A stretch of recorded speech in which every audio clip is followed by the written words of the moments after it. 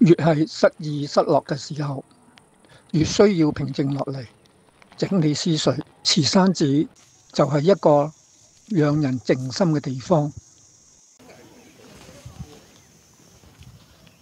今日呢，我就嚟到大埔嘅慈山寺，而慈山寺嘅建築格局呢，就係承傳咗漢傳佛教嘅一個形式嘅。裏面嘅格局佈置嗰啲呢，我一陣間同大家慢慢講。慈山寺位於大埔董子，背依八仙嶺，面向船灣淡水湖。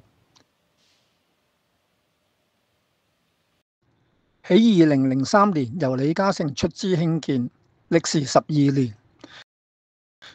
喺2015年向公眾開放。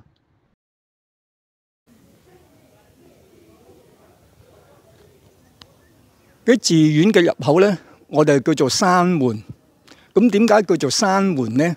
就因為以前嘅寺院呢，都喺叢林裏面嘅，喺山林裏面，我哋嘅入口，咁我哋就叫做山門啦。嗱，我哋進入得山門呢，就即是話進入咗呢佛嘅境界地方，裏面一個好寧靜嘅地方，我哋要保持一個清靜嘅心。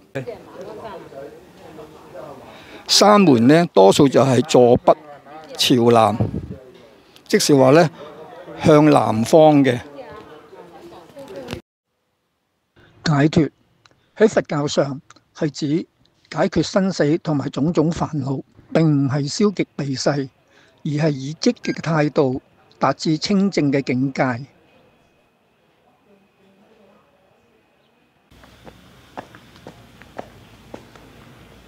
嗱，嗰個山門嘅入口兩邊呢，就有兩個金剛力士嘅。呢個金剛力士呢，其實就係啲守護神嚟嘅，佢就守護住俾人入去嘅時候，就唔好喺裏面搞搞震啦。當然，其實最重要就係話俾人聽，你要保持一個清靜嘅心，係減低你嘅心魔入去享受或者係接觸佛法。個山門兩邊呢，就會有個金剛力士嘅，呢啲係護法神，其實係寺院嘅護衛嚟嘅。佢哋形象就一定係威武噶啦。佢點解要威武呢？就主要就係阻擋啲心魔入裏面，擾亂修正人嘅人心。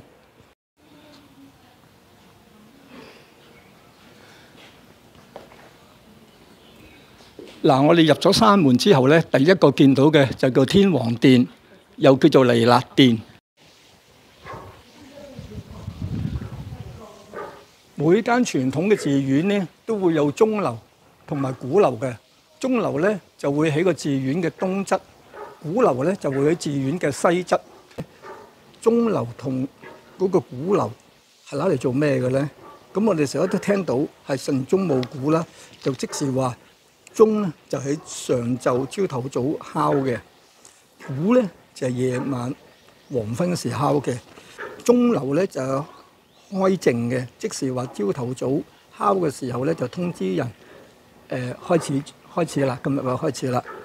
暮鼓呢就係止靜嘅，即係如果敲咗暮鼓呢，就大家知道依家呢就係靜止我哋今日嘅活動啦。咁所以呢就有晨鐘暮鼓呢個咁嘅講法。咁而呢清晨嘅時候就叫做開靜，佢哋會點樣？就先敲個鐘，然後呢就會擊鼓，啲鼓就攞嚟做呼應。夜晚啦，黃昏啊，就寢之前呢，就寢咧就叫止靜，咁咧就會敲嗰個鼓，跟住咧嗰啲鐘咧就攞嚟和應，咁就大家聽到咧就要休息啦。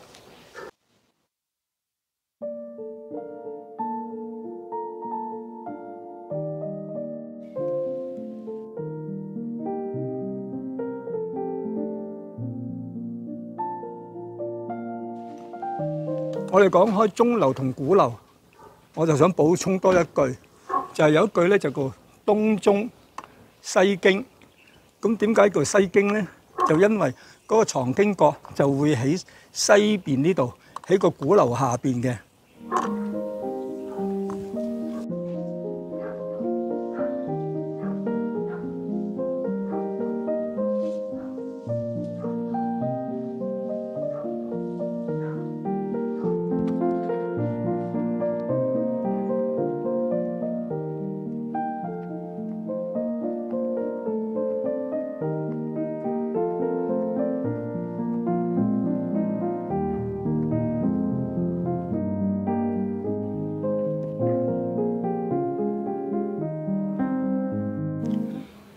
個天王殿裏面咧有個彌勒佛像，所以咧我哋就叫做彌勒殿。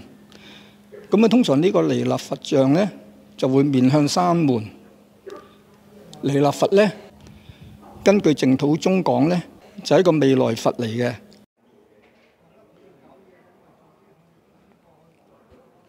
呢個彌勒佛咧就有別於其他嗰啲大肚彌勒佛像，佢係採用咗隋唐嘅天官彌勒嘅造型。彌勒咧就係釋迦嘅弟子，佛祖咧就預言佢將會承繼佢嘅佛位嘅，所以咧就叫做未來佛。一般我哋見到嗰啲彌勒佛像咧，就會嗰啲笑笑口好大個肚嗰啲嗰個布袋和尚嘅形象，但呢個咧就唔係，呢個咧就似一個嗰啲好似觀音咁嘅樣嘅。天王殿裏面除咗彌勒佛之外，仲有4大天王，分別手執寶劍，代表智慧嘅南方增長天王；手持琵琶，守望眾生嘅東方持國天王；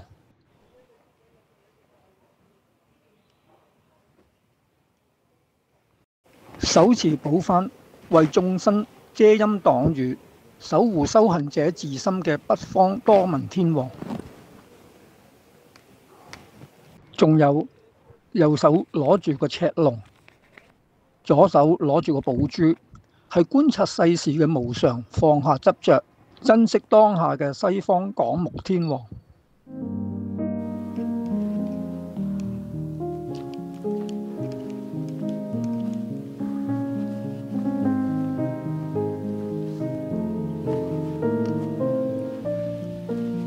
嗱，呢個咧就係韋陀，咁樣佢咧就係喺個彌勒佛後邊嘅。咁個韋陀咧就係喺間寺院裏面唯一一個像係背住南邊嘅，即是話咧佢係望住北。點解咧？因為佢望住前邊咧就係個大雄寶殿。咁個韋陀咧就係一個護法神，佢就喺度護衛住，佢望住嗰個大雄寶殿嚟睇住呢個環境嘅。呢個韋陀像咧，我哋見到佢係有個兵器嘅，佢個兵器咧就叫金剛杵。呢個韋陀咧，佢揸住個金剛杵個姿勢咧係有講究嘅。如果佢揸住嗰個金剛杵個杵頭向上咧，或者放喺個肩膊上邊咧，就即是話呢間寺院係負責可以俾嗰啲四方嘅遊僧可以喺寺院3日食同住。如果佢嗰個金剛杵向下指咗地下咧，就即是話呢間寺院係冇條件接待嘅啦，嗰啲人係禮過佛就可以走啦。咁但慈山寺呢個韋陀像，佢個金剛杵佢係平擺喺個手上邊，即是話咧佢係可以負責嗰啲遊僧或者啲人嚟呢度可以吃住1日。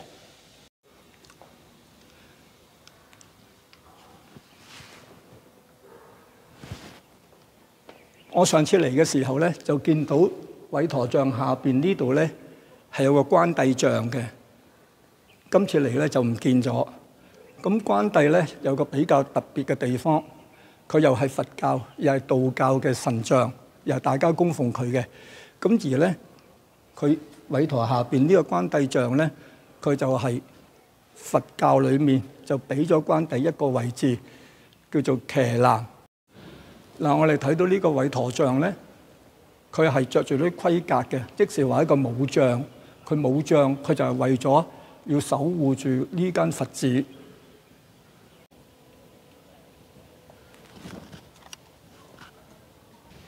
慈山寺咧，佢除咗係仿照唐代嘅建築佈局之外咧，佢仲有好多嗰啲藝術品嘅。咁嗰啲藝術品咧，除咗喺博物館裏面睇之外，原來喺露天都有個好市正嘅，所以大家咧慢慢睇，去細心睇下。譬如話呢一個應該青銅器咧，佢裡面咧有啲佛像啊，同埋有啲瑞獸咧，哇，都好仔細，做得好精緻，係好靚嘅。咁所以如果大家嚟到慈山寺嚟參觀慈山寺禮佛，同埋都要好靜心感受下我哋啲和平，感受下啲大家安詳嘅氣氛，令我哋香港更加安詳，令世界更加和平。我哋見慈山寺咧，啲木全部用晒呢隻咧黑色嘅紫檀木。呢隻咧係非洲運過嚟最名貴嘅紫檀木，係成間寺咧都係用呢隻木嘅。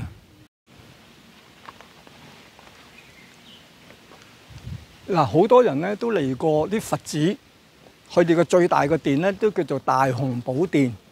咁點解叫大雄咧？大家知唔知大雄係咩嚟嘅咧？原來大雄咧就係佛祖釋迦牟尼嘅德號。咁咧大咧就即是話包含萬有咁解，雄咧就係攝伏群魔。咁所以嘅佛弟子稱佛祖咧為大雄，就即是話咧係佛祖嘅智慧嘅法力係廣大無邊咁解。大雄寶殿咧就係嗰啲佛院嘅僧眾朝頭早或者夜晚咧喺度集中修持嘅地方。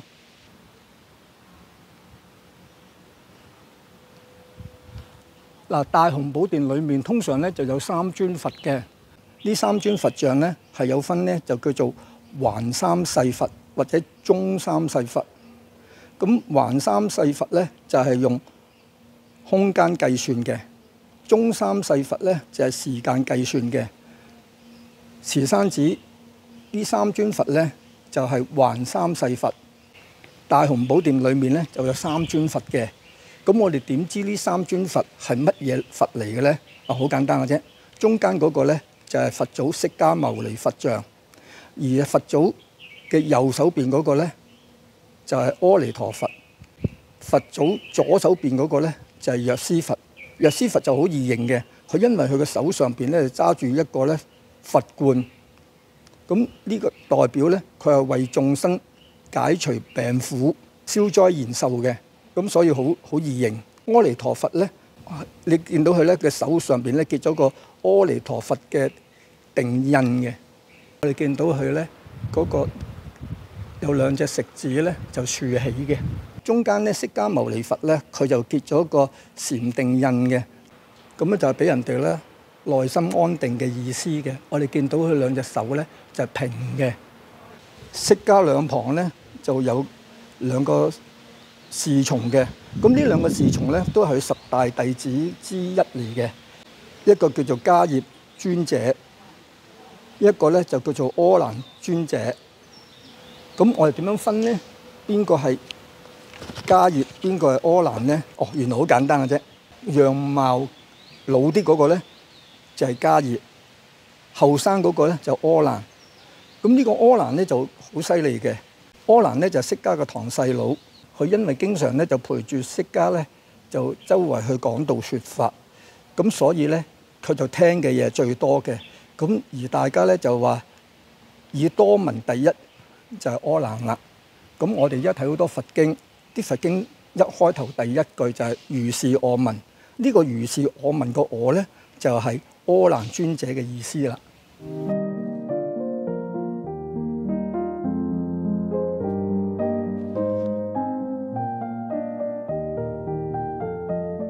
嗱，我哋依家見到呢個十八羅漢咧，就係青銅鑄造嘅。咁十八羅漢係咩嚟嘅咧？就係佛祖在世嘅時候嘅16個弟子，收尾佢再加多2個，就變為18個，所以就叫十八羅漢。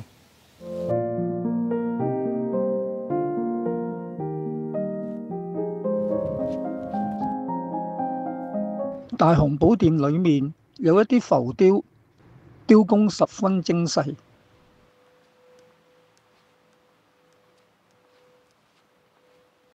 佛像後面嘅空間有一幅好大嘅壁畫，取材自敦煌石窟。嗱，呢啲咧啲門嘅釘啊，咁如果咧我哋嚟到佢閂咗門，我哋開唔到咧，叫摸門釘。咁而呢個門釘上邊咧，通常就會有個呢啲嘢，呢個嘢咧就攞嚟平時係敲門用嘅。咁呢個係咩嚟嘅咧？呢個咧其實係一條龍，不過係一個龍仔，佢係龍山九子嘅一個龍。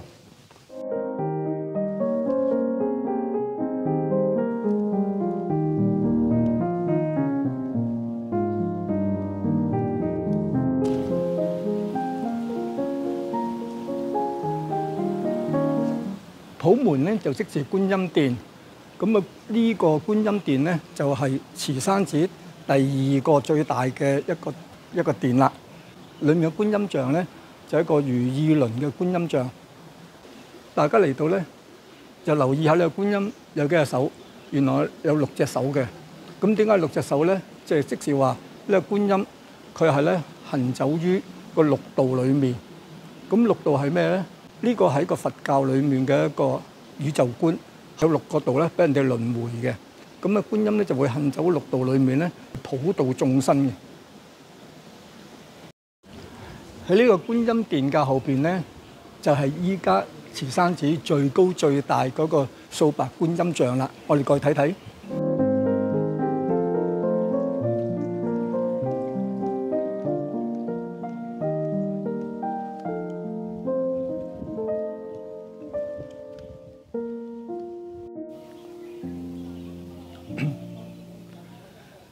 呢個觀音像咧，後邊就係八仙嶺啦。佢前邊望住咧就船灣內海。觀音像連座基高76米，係全球第2高嘅戶外觀音像，由青銅合金鑄造，素白造型係參考宋式白衣觀音。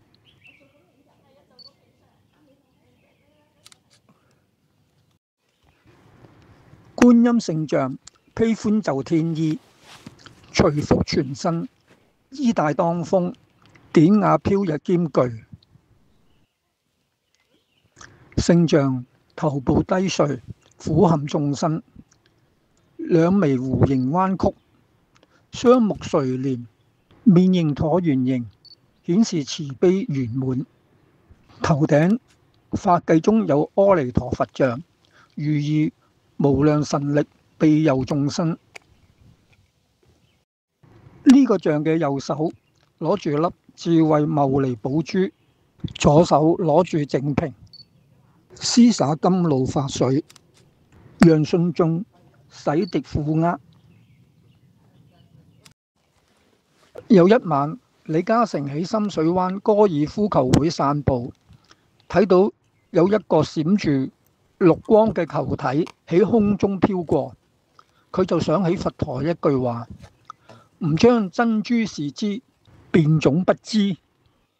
唔將珍珠視之嘅意思係，我將真正嘅寶珠攞俾你睇，係用嚟比喻真正嘅無形嘅智慧、道理同埋財富攞出嚟俾你睇。所以慈山寺嘅觀音像係手持寶珠嘅。觀音像下邊個蓮台建有慈山寺佛教藝術博物館。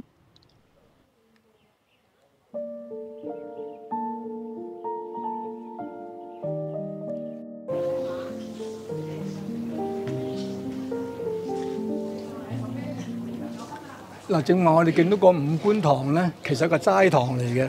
逢親個齋堂門口咧，佢就會有呢個咧敬如在喺度嘅。咩叫敬如在咧？就即是話佢尊敬佢，好似係呢度有個位俾佢。咁呢個咧就叫佛子位，就係啲齋堂門口咧，佢哋就會擺個咁嘅位咧嚟供奉一啲食物，就係話咧，咁咧就有啲孤魂野鬼咧，佢哋係冇人供養嘅時候咧。咁個寺院都有笪地方施食俾佢哋咧，可以有地方食嘢。李嘉誠喺光宗回首裏面亦提到，佢認為大量燒香會製成環境嘅問題，所以慈山寺係冇燒香拜神嘅。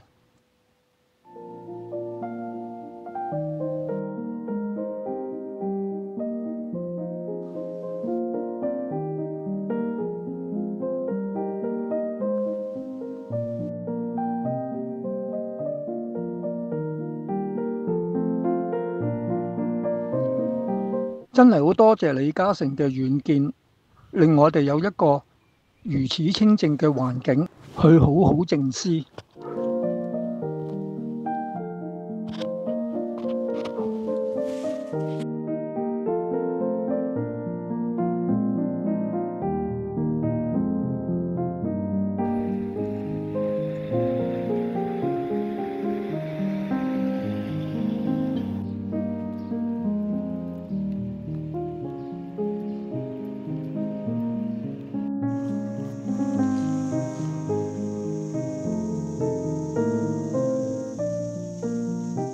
如果大家喜歡呢條片，記得訂閱同撳鐘仔啊！